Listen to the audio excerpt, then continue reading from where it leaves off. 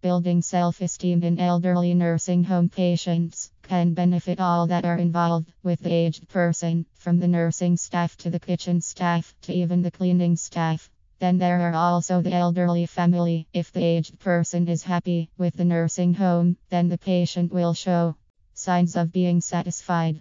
Then the family will be reassured by their loved one's voice that they have chosen the best place for their loved one to reside in. It is like a snowball effect. One is happy, and then all are happy. Praising an athlete for his or her performance on the field, no matter the outcome of a game, can also increase an athlete's self-esteem and confidence. When they win, an athlete should be congratulated for his or her victory with hugs and handshakes. When they lose, the athlete should be congratulated for his or her sportsmanship and commendable effort, also with hugs and handshakes. Showing an athlete respect for his or her performance, especially after a loss, will not only boost the athlete's self-esteem, but will teach the athlete about good sportsmanship. Whether they win or lose, focusing on the athlete's strengths and what they did well will help boost self-confidence. Not every moment in life can be a victory, and teaching children how to lose gracefully can be just as important as teaching them to win. While verbal praise is very effective at boosting self-esteem and confidence in young athletes, rewards like trophies, pizza parties, and team trips can also go a long way. Fun rewards that offer a break from normal, everyday routines can give athletes a sense of pride and a goal to work for.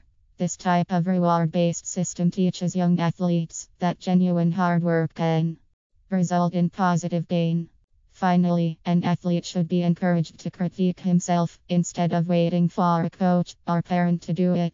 This will boost confidence and self-esteem by teaching the athlete that they are ultimately responsible for their performance. If they aren't happy with the way they are performing, then they should do something proactive about it.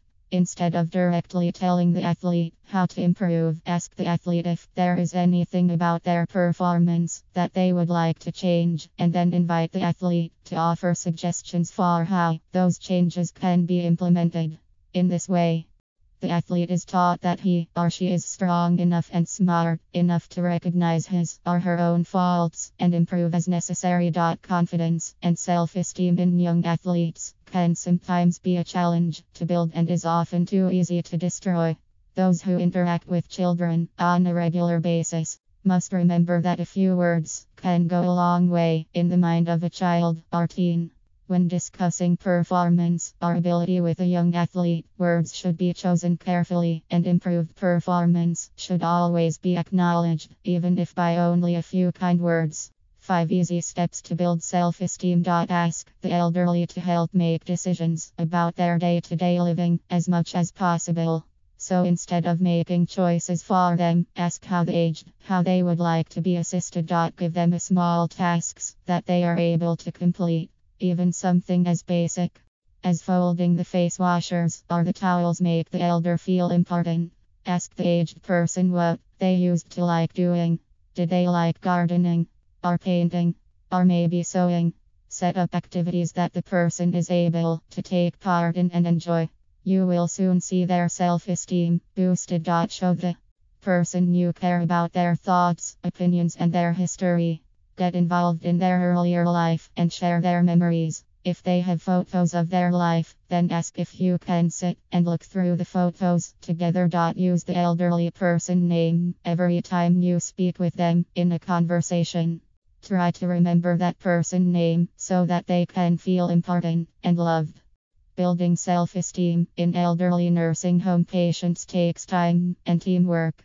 From the top of the management team to the AIN, EN, RN, kitchen staff, laundry staff, and also the cleaning staff. If the same viewpoint comes from the top of the staff to the bottom of the staff, then it will shine through to all at the nursing home. The patients will feel safe, will feel the love among the staff, and will have their self-esteem intact. There was a study carried out to see the effects of self-esteem on nursing home residents, which you can read by going to this page. Geriatric nursing. The cornerstone of building self-confidence requires accepting responsibility for one's own happiness and problems. Only then can they be changed. A survey showed that lottery winners eventually return to their original state of well being. Winning the lottery or finding Mr. Right provides only temporary euphoria. Ultimately, it's self esteem and our thoughts and actions that determine our sense of well being. The rub is that when self esteem is low, it's painful to take responsibility. People rather make excuses and blame others since they already feel so bad. This is really annoying to those around them and creates problems in relationships. Sandy always procrastinated and turned in her work late with a myriad of excuses, annoying her boss. When she was reprimanded, she resented her boss, blaming him, while her self-loathing grew. By encouraging her to take responsibility for her behavior and exploring her fears and self-criticism that fed her procrastination, she was able to change her habits. She discovered self-empowerment and began to feel good about herself, and she won her boss's appreciation as well. If you decide upon an activity where you have an interest or it's something you have always wanted to do, then even better. We are located close to a beach here in Finland, so we decided together to try windsurfing this summer. Our two boys are just beginning their teenage years and are good swimmers. What resources or support do you need to carry out the activity? For sandcastle building, you just need to find a couple of buckets and spades, and you are set to go.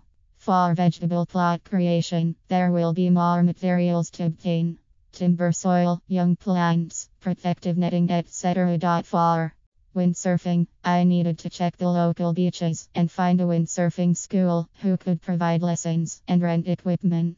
So again, there is planning to do before you can try the activity.